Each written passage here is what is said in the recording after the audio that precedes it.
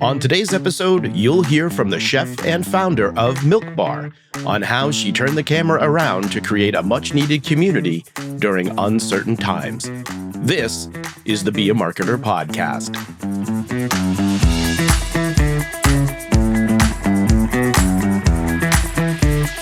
Be a Marketer. My name is Dave Charest, Director of Small Business Success at Constant Contact.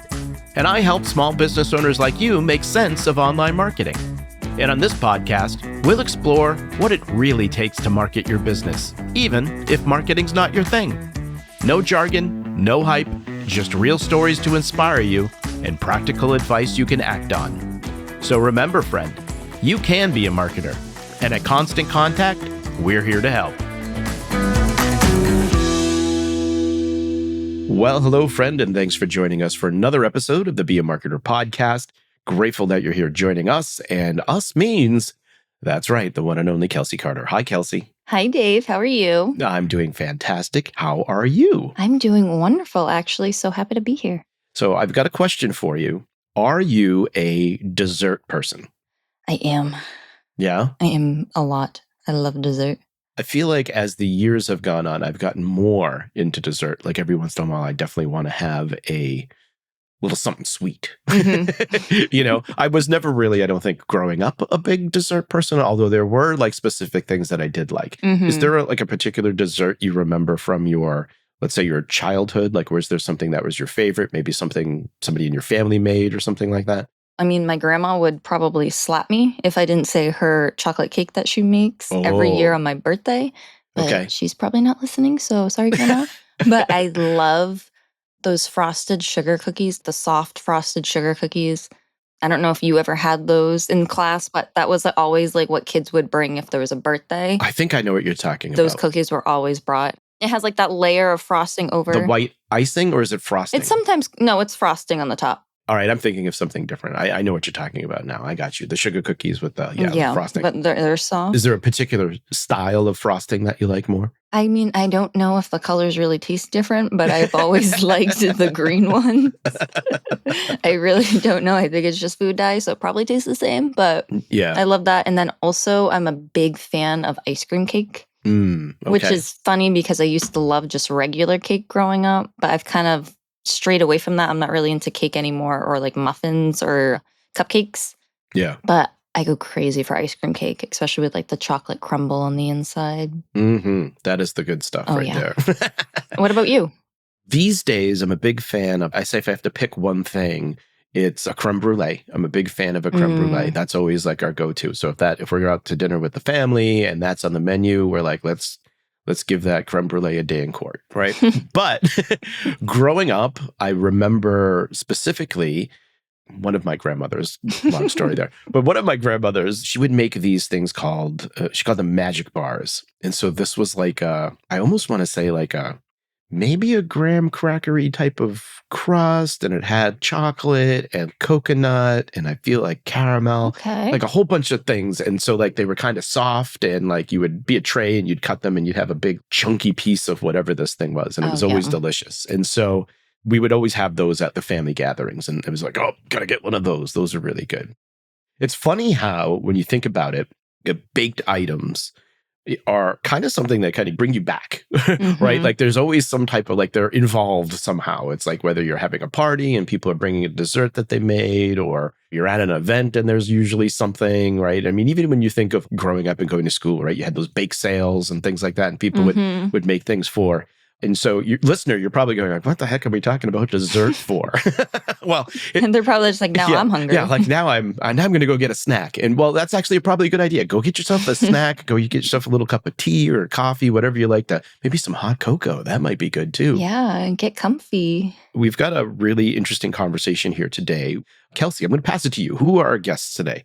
Yeah, so we spoke to Christina Tosi, who is the chef and founder of the Oh So Sweet Milk Bar. And then we have Shannon Salzano, who is the brand director for Milk Bar and the co-creator of Bake Club. Yeah, so For those of you who may recognize the name, Christina Tosi, she's obviously famous for Milk Bar, which has multiple locations. I think they have something like 12 locations these days, I think with more to come, more on the way. Mm-hmm. But she was also a judge on seasons, I believe, 6 through 8 of MasterChef.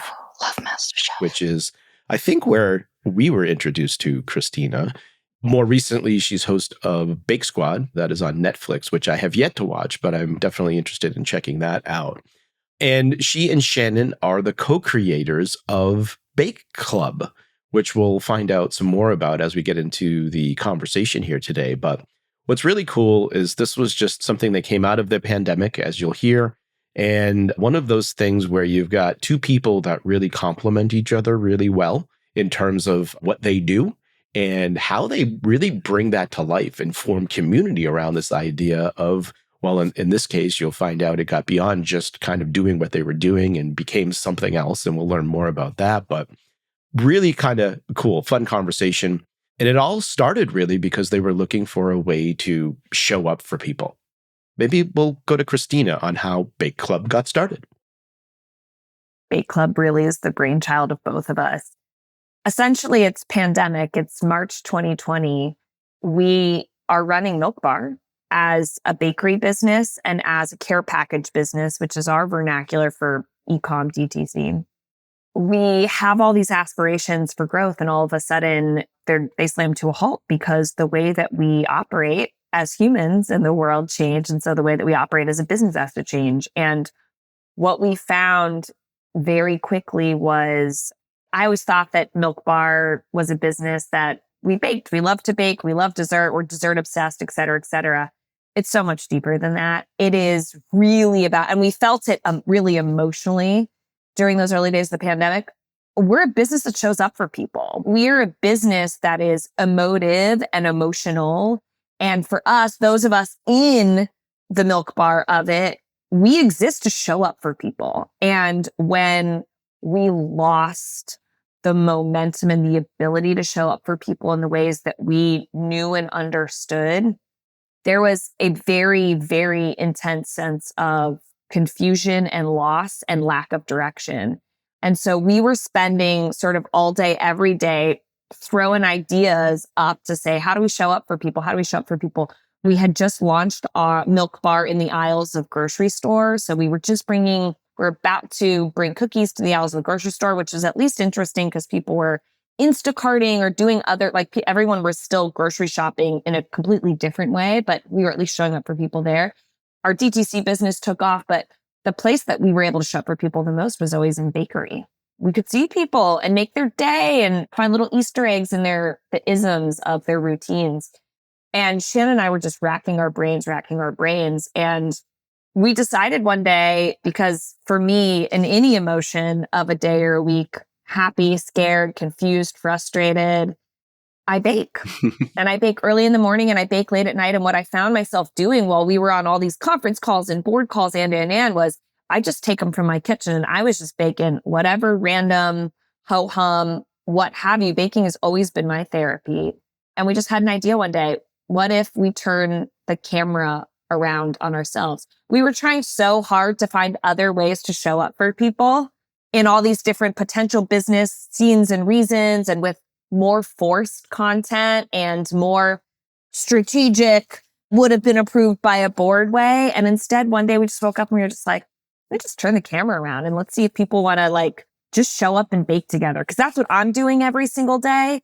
And that really is, I think, the stickiness of the entrepreneurial spirit. The answers are always right in front of you. They're always hiding right in front of you. It's whether or not you slow down or perk up enough to realize that you have the answer and you just tap into it and uncover it.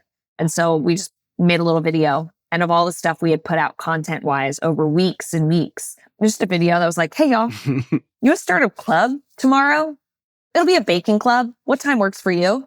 And it's something that shouldn't have made a difference at all and somehow made all the difference. And before we knew it, we were off with this bake club. And I'll let Shannon tell you about what it actually is, because my role in it was just, what are we going to make? And then show up every day and make it and just be a human in the world. And Shannon really saw the rest of it. Yeah, it's interesting when you have something that's connecting to really examine it and say, what is this? Because I think we could have just been like, this is an Instagram series, like Instagram video, period, and called it a day. But a couple of days in with thousands and thousands of people showing up and the conversation that was happening organically, we're like, this is a community. What we have here is a community, which is actually like rewinding the tape is kind of what Milk Bar also has. Like at the end of the day, that's really the business that we're in and why it's been successful. And so when we realized that's what was forming naturally, we were like, how do we nurture that? What does it mean to have an online community of people who are interested in baking, whether they're interested in actually baking or just like the spirit of it, the energy of it? And we knew that we had to give that some form, give it a little bit of reason to be. And so we started by developing a special series of recipes and then also building our newsletter. And that's where we really grow the community and measure the community. I think there's such a marketing ism of the only thing you really own is your newsletter list. Yeah. Like that's the thing that you can count on and take with you, whatever happens in life. And we've really remembered that day in and day out of pushing people into the community. It's really signing up for a newsletter so we can send you something directly from us to you. No algorithm, no anything like that. And that's really been how we've been connecting with people for the last 4 years. Bake Club's going on over 4 years now, thousands and thousands of recipes. At the beginning, we had hundreds of thousands of people tuning in every day. And now we just have this really loyal group that opens the newsletter every day that we see when we show up in real life. And they're just so happy to be here and happy to be engaged in the content we're putting out. So how did this evolve into, you just finished a book tour. It became a book, right? Like, I guess, talk to me a little bit about how that came to be. And were you surprised by any of this being what it has become? I think it's always an interesting moment when the thing that you're just interested in doing, other people are interested in being a part of. Christina, like she said, was really just trying to say, I'm baking every day. I'm just going to show you what I'm doing. And the fact that people are like, oh, I like that. Like, that's such a sweet moment. And it is surprising because you forget about the normal routine of life being something that people connect to. But at the end of the day, it is really what people connect to because it's so true. The thing about Milk Bar and the thing about Bake Club is they're so true to who Christina is. And I think the authenticity is what people have really been excited about. Our content is very natural. It's not overly produced. Christina will drop her phone in a thing of butter.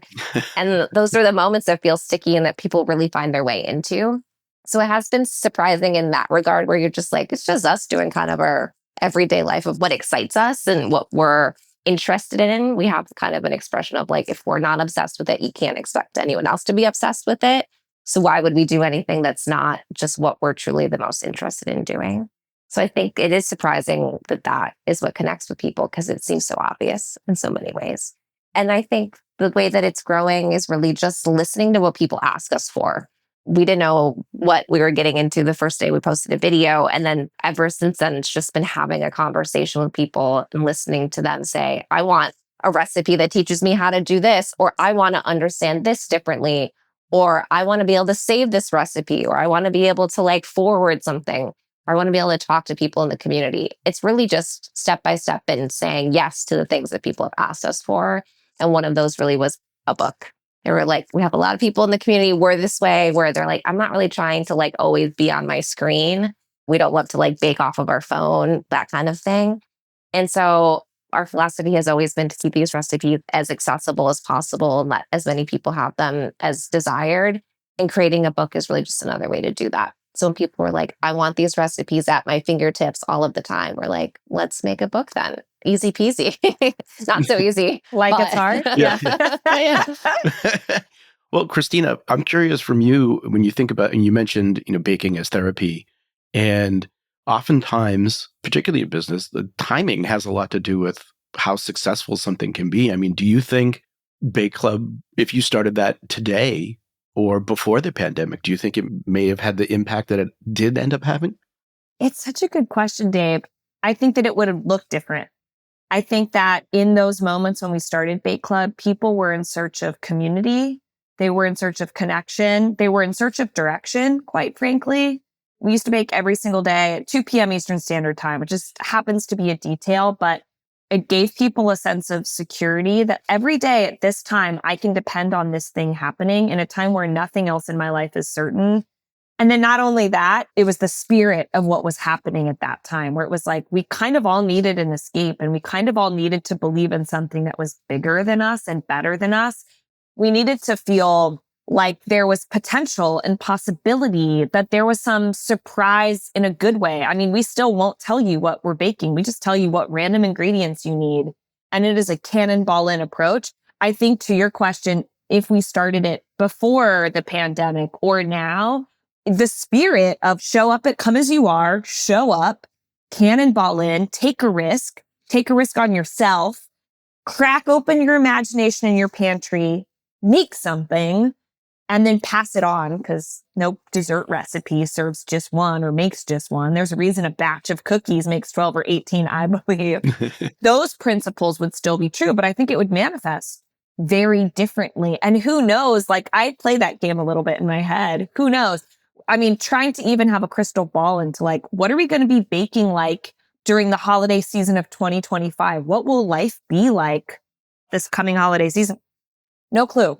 And I like the no clue of it. I actually think that's what keeps the entrepreneurial spirit alive and well and sticky. And it forces you to be present and in the moment and keep your finger on the pulse and be really flexible of mind. That is part of the ride. And that is part of success as an entrepreneur, and certainly success in Bake Club. So I think we would still be baking. We'd be baking both simple and unfussy things that actually are magnificent, creative, clever creations and baked goods. Or we would be showing up with joy for people that aren't even showing up to bake. They're just showing up for the spirit or because they like to watch dessert come to life.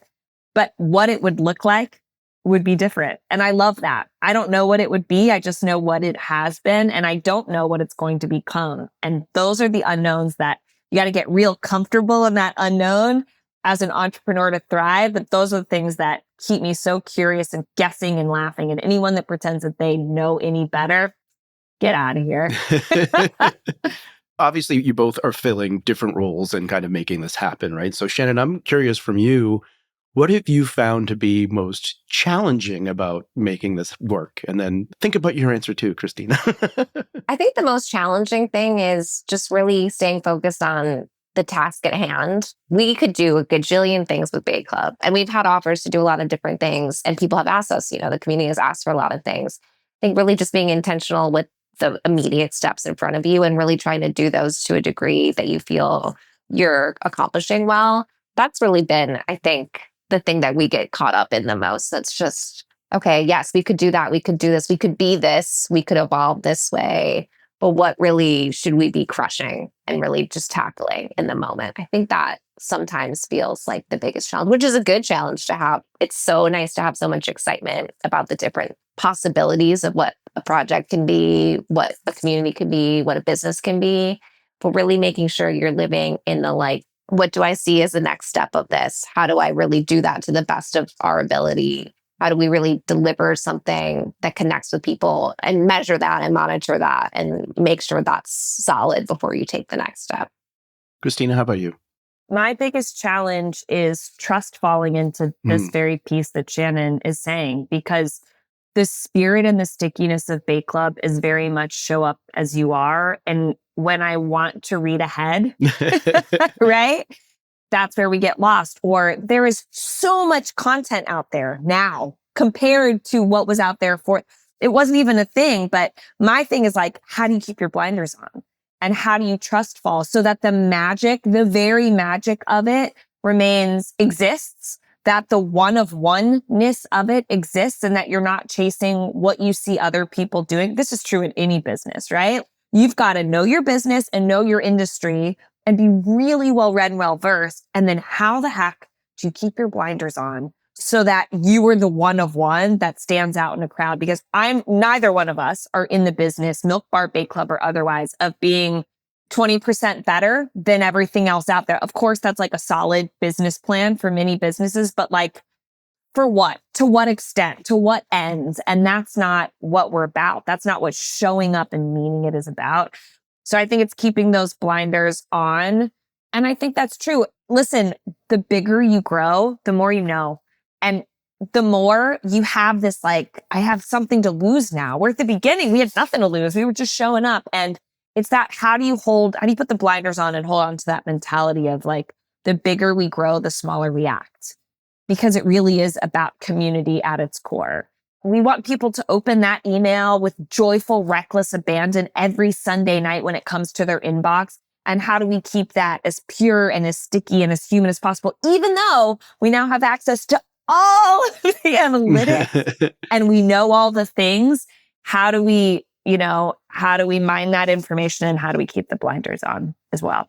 Got it. So Shannon, you touched on this a bit, right? Obviously the idea of, so Bake Club, the videos, all of that takes place on social media, right? You're on Instagram, you're doing these things. So you might even say, well, why a newsletter in the first place? And so I guess that's the first question. Why that? And then what brought you to Constant Contact? Such good questions. I think the thing about starting a community is that you want it to really feel multidimensional. When we were in the early days posting on Instagram, we just felt like we had more to say, and that the format of social media doesn't always give you the platform that you want. Like, we're a little pen pally. We love to forward a good email. We love to send links to a New York Times article, sharing in all of the different touch points of media, of life. It doesn't all just become possible on social media. So we just felt like we had more conversation to have, and we needed a place to do it. I think that's part of it. And then it is also just making sure we're constantly funneling people in the right way. Really just trying to have a safe landing pad to say, at the end of the day, if you're going to know us for one thing, you should know us for this. We felt really the possibility of a newsletter gave us more of that than just a social media presence. I think maybe we just are of a certain age and of a certain sentimentality that feels true to having something popped into your inbox that brings you a little joy. That's the way we've always thought about Milk Bar newsletters as well, is that it's an honor to be in someone's inbox. You have to treat it as such. Yeah. And because of that, it's also such a great opportunity. You can really just slay so much easier in that platform. We've really been doing that for over the years, just really trying to keep the newsletter feeling something that is an expression of community, an expression of ourselves. And then the reason we ended up at Constant Contact, I won't lie, we looked around at other platforms. It wasn't the first one we looked at. It was maybe the third. And we just kind of, process of elimination, just found things in other platforms we didn't like. We weren't finding something that felt easy to use. We didn't have a ton of time to sit there and hard code anything or to get really into any sort of musty layouts. We needed something that felt really easy to customize and easy to pull around and build. And then we also just felt like so many of them were quite stuffy and quite bland. And like I said, it's an honor to be in someone's inbox. And so we had to show up ourselves with some color and some pizzazz. And Constant Contact just gave us all of those features. We were just really able to very quickly make a platform, make a whole profile, and build out a custom template that we could iterate on every week and grow every week and add features and take away features as we decided to. It felt very flexible and very easy to use, but also very unique. And that's a combination of things we did not see on other platforms. And it's been 4 years we've been on Constant Contact, and we're still finding features to help us grow and evolve when we have a curiosity about whether we want to try something that goes back and forth, or we want to have a new media type in our newsletter. There's always extensions of Constant Contact that are there for us, just waiting to help us grow. Christina, how involved are you in the email aspect of that? The format of the spirit of what does our newsletter look like and feel like when we show up, and when you receive it, how does it feel the most like us? And in a way that is almost, how do you get a digital letter from a friend but have it feel as human as possible? Those pieces and that part of the content are probably our greatest collaboration. Shannon's the English major, so we share a lot of language, but she helps keep the train on the tracks. Yeah. From proper sentence structure and punctuation and so on. And she's far more tech minded in the managing of the community digitally. But those pieces of we have our own hilarious ways of working where within our email, I look at them every week and will be this or that, or this or that, or, oh my gosh, I loved that one. we have our funny ways of working of where the recipes and the content go for me or what we think is coming down the pike. Or there's an ICU Bake Club, which is the UGC shout out, Yep. but as close to it's digital, but the most analog in a digital age thing where it's in your inbox sacred, as opposed to the noisiness that happens on social media. There's a what we're obsessed with this week where we'll trade whatever it is, an article, a meme, a blah, blah, blah, back and forth all week. Or we have a running tally of the things that are bringing us joy. And then the last one before the birthday shout out is the butter status update. And Shannon is like the greatest both creator and editor for me. So we have places where we share all of the content and Shannon helps really filter out this is what I think the community needs this week, or this is what I need this week. And I'm going to trust that if I need it this week, that this is what the community needs. But largely it's all Shannon and her brilliant brain and creativity and imagination. For clarification, butter status, what does that entail? Oh, Butter is Okay, my dog. thank you. Her name is Butter. Thank you. I'm so far in the blinders on. Butter is the name of my dog. She was born just before we got her amazing, as a puppy just before the pandemic. So she came up in Bake Club, like so many of us, my children, Butter, so many other people's families, kids, to your point.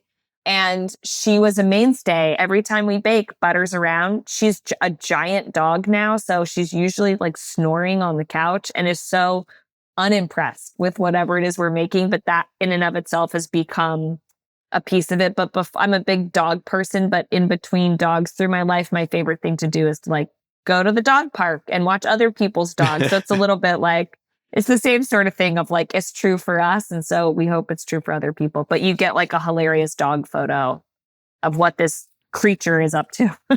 Which people love. I've done this on webinars and we'd show, I have a presentation, I show pictures of my cats on a human portrait or whatever, and people go crazy. It's amazing. That's it. Keep it human, So Shannon, did you have any experience with email marketing coming into this? Where you're running the things and creating the stuff? Did you have that coming in or did you learn that on the go? I've had that. I've been managing Milk Bar email in some capacity for a number of years, which is the business of email marketing is such a science, but we always try to approach it creatively. Good email, I think, is communicating something to you emotionally and then suggesting a behavior to you, a call to action, which I think what a great expression call to action in general is such a beautiful way to express that. So I have had some experience on both programming, email copy is something I've spent a long time working on. And the different ways it can show up and the different ways a business can use email has been something I've spent some good time on. What has that experience been for you using Constant Contact? Yeah, I think I've been on a bunch of different platforms over the years and different ones have different advantages and disadvantages. And I think that one of the best things about Constant Contact is it's really yours for the taking. I think there's so many ways to use it to reach whatever your goal is. Business goals, we forget kind of that we're running a business because our business is community, which is something to take very seriously. And I think the ability to use all of the different analytics, all of the different features of Constant Contact to help grow our community / our business has been something that has really kept us able to keep the community growing. I don't know that if we were on a different platform, we would be looking the same way that we are today and that we would be as excited about it and as able to commit the little pockets of time that we have to the community in such an easy way. It's kept it so manageable for us. And I think that really has been such a key in keeping Bake Club growing. I love the dynamic here of creatively, what's the voice? How do we show up in this? And then there's kind of the execution element of that as well. Maybe if you can just walk us through what are some of the specific things? How are you using Constant Contact and what are you doing with it? What does that look like? Folks listening to this will be Constant Contact customers and trying to figure out too, great, but how do I do it? Right? So what does that actually look like? And I guess, is there a goal? Is there something? How are you measuring the success of what you're doing? So how do you actually start to build a plan to help you achieve that? Totally. I think for us, what being on Constant Contact has been for our business, which is community, is having a landing page where folks can sign up for our newsletter and never forgetting to push people towards that. That's the thing that when we lose sight of it and we come back to it, we're yes, this is it. This is the way to be successful here. is to build a beautiful little landing page, to constantly be inviting people into your community / into your business through that landing page, reminding them to join in, which we've done a bunch of different ways. We've like released specific recipes. You know, when we were about to go on our book tour, we were like, please sign up for our newsletter so you get first access. Like, you're in this group by joining here. That's a really nice direction to point people in. And it just is such a service to them. You know, there's so much noise out there, to Christina's point. It's easy to lose information or to feel like behind on something. So constantly being reminding of people to join the community, the newsletter, has helped us really stay true to like delivering to our community. That's step one, I think, is having that beautiful access point. Can I ask a question to follow up there? Because I think this is one of the things we're often saying is like, make sure that it's part of your process, right? Like asking, like if you want to build your list, you have to ask people. But I also think there's a tendency to feel like, well, I'm asking too much. What have you found just in terms of like, where does that have to come in and how often and all of that? Yeah, I think to us, it's an invitation. Maybe if you think of your asking, you're already losing the game. You just need to be committing to contributing something that people want to have. So reminding them of the value of what they're getting. You know, in business, in Milk Bar, it can be something as simple as like, you get first access to something. Like, we're going to tell you about something that's coming out that you don't want to miss. These things are true. If you're in the right place and you're building community in the right way, you're connecting to people who want what you're giving them. And this is just a reminder to them of the way that they should get it. So we constantly view it as an invitation, and we remind them every time we talk about Bake Club what they're getting when they sign up for this. They're getting a little bit of joy delivered straight to their inbox every week. And that's a service then. And I think you're just framing things in a much better way. So I think making sure that that's true to you as well as you're building out your newsletter, as you're building out your marketing plan. Like, is this actually a value add to folks? Like, is there something that's worthwhile in this thing that they're opening? And to the other degree of like, how do you measure success? You can see it, right? You can see it in your open rates. You can see it in the click-through rates. You can see it. My favorite one is unsubscribe rate. If I see a blip in unsubscribe, I'm like, we weren't delivering what people wanted from us in that moment. What was that? And then you can dig in a little deeper to be like, oh, okay, I see it. That maybe was a little off message or a little bit not the joy that someone was expecting from us. And then you can course correct pretty quickly. And by the way, like that engagement piece, I think is so interesting. The sort of the point, Dave, of people feel like they're asking so much already. I think if you have a truly engaged community, and that takes time and trust and tweaking, to Shannon's point, to build, whether it's single digits or 20% or 50% or more of your community, they love agency and they're more committed when they feel, even though you may see, oh, it's a digital relationship, like it's at arm's length, they're kind of my customer, but they're not my customer. They love to feel connected. Like the ones that are truly the evangelists of what it is that you're delivering on, they want to have a voice and they love being asked. For us, it might be as simple as like, what's the next recipe? What's the next flavor story? What's this? What's that? Of course, you can engage with them in other ways on social media and otherwise, but through the email relationship, again, like we've really tried to reframe it as like, it's the closest thing to getting like snail mail or leaving a Post-it note on someone's desk to be like, what am I missing? What are you excited about? What do you want more of? Or Shannon will mind some of the other touch points on social media and then bring it back to email to really interact with the community and then to have different cohorts of loyalty or level of interaction. And what we found on the road interacting with these people in real time on book tour recently was how much they take being a part of this community and the email relationship seriously. So I think it's like any relationship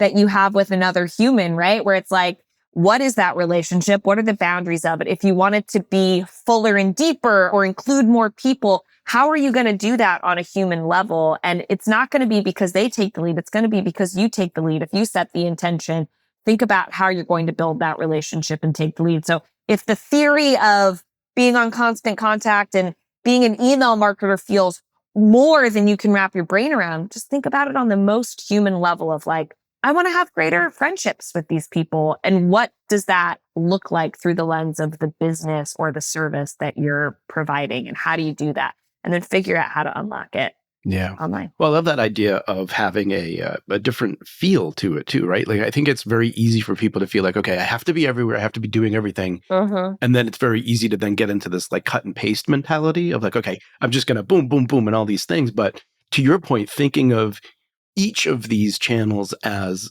one, leaning into the strengths of each of them, but then really thinking about them as their own unique thing and providing their own unique value in the way that you're able to do that with them. It's such an important thing to consider. Yeah. And it helps you even, I think, directionally. And you start getting like strategic. It's that guiding light of like, okay, well, the purpose of this is for this. And so how do we do that? Absolutely. I'm curious then, Shannon, what would you say would be your favorite constant contact feature that you've run into so far? Wow, interesting. I think just getting into segmentation has been really fun for us. That's a little bit of like listening to what your audience wants from you. We have some folks that we can see through the analytics that open the newsletter like 5 times. Like, why are you opening this so many times? Like, they clearly want more than just that little bit. And to be able to deliver a tailored message to a tailored group of people has been such a fun experience and such an interesting way to like nurture something. Like we have a real beautiful core of community members, and being able to deliver something that feels above and beyond for them. We're like in the business of hospitality in so many ways. And just saying, like, we see you, we know that you're here and that you want more of us, and we're going to give that to you. That we can do that through segmentation and through like building out specific lists has been really, really exciting. And then, as Christina told you the story of Bake Club, we came up in the pandemic. So our in-person relationship was so different. We were really living in people's screens and in their inboxes. And when we decided to go out on the road, even just realizing, looking at our demographics through the newsletter and seeing where people are, being able to target directly and be like, do you know that we're coming to your city, Chicago? And being able to get really specific and granular. As we've said, like being in an inbox is an honor. It's not that helpful if you live in San Francisco to be like, I'm coming to Chicago. That's just like almost like rubbing their face in it that you're not going to where. So being able to like not say things to certain people or to say more things to certain people has really helped us just maintain that level of privilege of being in the inbox, really maintain that we're being deliberate with how we show up for you. And there's so many features on Constant Contact that help us toe that line. This is a question for both of you, but Christine, I'll start with you. What's the biggest thing you've learned through this process of Bake Club, whether that's professionally, marketing, personally? You tell me where you want to go, but what's been the biggest learning for you through this process? I've always known the power of a baked good. I really do believe that small, good things daily, they stack up over time and they make a really big impact. The thing that I found, I have like goosebumps saying it, on the road and meeting our community in person, is that goodness is alive and well. We can't always see it and we can't always witness it, and it's really hard to feel sometimes, but it is alive and well. These people show up for each other. Like, it is so much bigger than Shannon and I. It is so much bigger than this email that comes into their inbox, or this recipe, or this video instruction, or a stack of basic ingredients. It's so much bigger than that. It is that goodness and community and togetherness and people that want to do good and show up for each other. And you, if you haven't joined, it is alive and well in a way that restores all faith on a cloudy day, a rainy day, a scary day. And humanity, and something as big as humanity, or if that's too mighty to wrap your head around, in the goodness of a day and the power and the importance of a day. Shannon, anything on your side? Yeah, I think something that I've learned through this process and through the community is the power of listening. I think so much of what we do as brands, as marketers, is talk. It feels sometimes like you're just putting stuff out there and you forget that someone's receiving it. And there's so many different ways to listen, whether you're fully having a conversation with someone who is part of your community, or you're just digging into analytics and just examining. All the answers are there. And if you're really good at listening, you're going to be good at growing because you're going to be able to adapt. And I think we lose sight of the power of listening very, very much in so many different parts of business. So it can be hard, right? Like, you want to say, like, I just want to talk about what I want to talk about, or I've got my own agenda of this. I'm trying to sell this or market this or do this thing for my business, or even in a personal capacity. But when you sit back and learn to listen, it's so powerful. For the business owners listening here today, what advice would you offer them to who may want to maybe reach the same level of success that you have? What advice do you have for them? I would say it's a marathon, not a sprint, which is perhaps an acknowledgement that some folks have. What do I mean by that? I mean literally, right? It's one step at a time. It's one day forward at a time. These things stack up.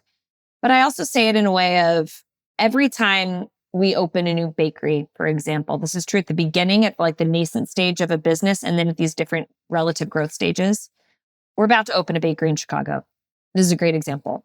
We're so excited to open this bakery.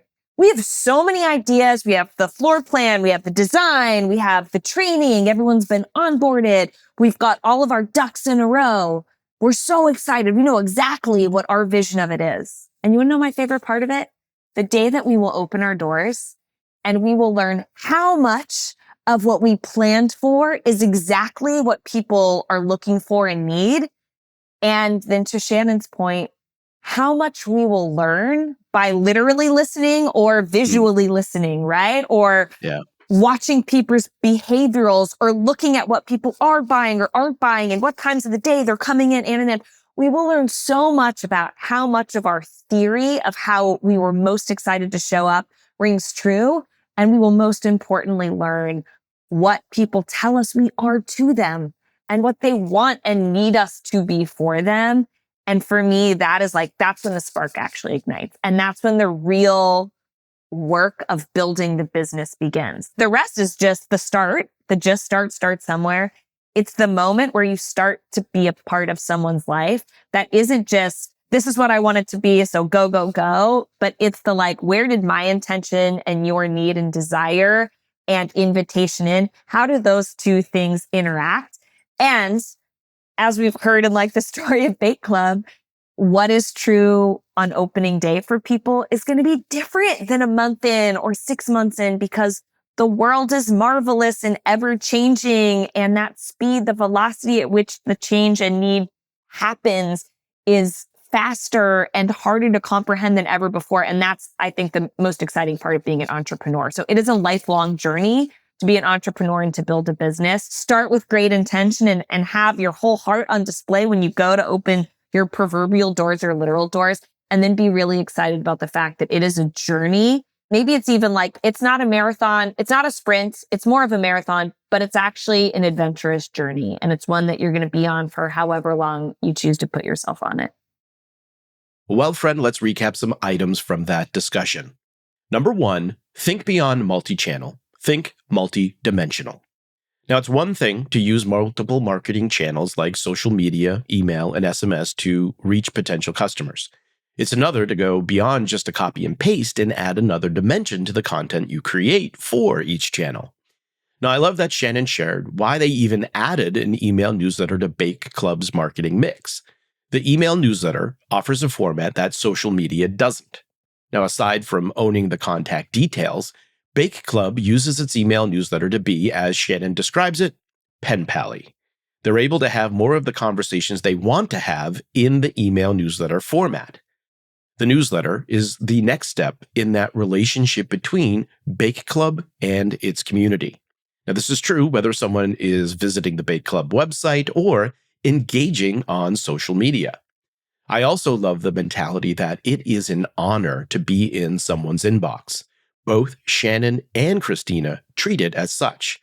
They make sure that the content feels like Bake Club, like it's a digital letter from a friend. So here's my question to you, dear listener. What would happen if you approached each marketing channel as a way to add a new dimension to how you connect with the people important to your business? Number 2, get into segmentation. Now, you've likely heard me say this before, and well, I'll say it again. Segmentation is the easiest way to improve your overall marketing results.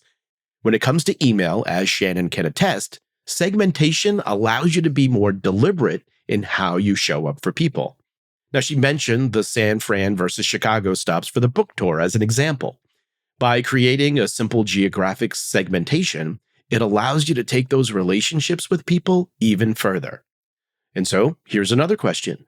How can you deliver tailored messages that feel above and beyond for the people receiving them? And number 3, make a big impact over time. Christina reminds us that small, good things daily stack up over time. And that's how you make a really big impact.